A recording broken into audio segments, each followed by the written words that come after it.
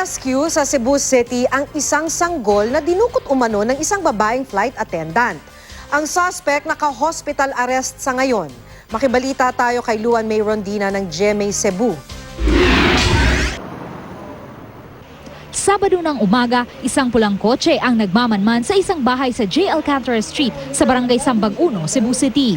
Noong oras na yon, karga ng isang matandang lalaki ang isang sanggol. Bumaba mula sa kotse ang isang babae at kinausap ang ina ng sanggol.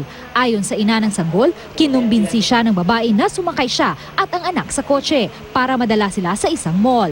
May promotion daw kasi roon at maaaring makakatanggap ang ina ng 1,000 piso. Sumama naman ang ina.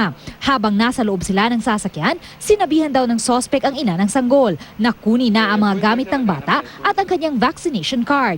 Iwan na lang daw muna sa kanya ang baby. Pero paglabas ng ina sa kanilang bahay, wala na ang suspect at ang kanyang sanggol. Sa follow-up operation, natuntun ang suspect at ang baby sa bahay ng babae sa lungsod. Base sa investigasyon, isang flight attendant ang suspect. Sa ngayon, naka-confine ang suspect sa isang pribadong hospital sa lungsod.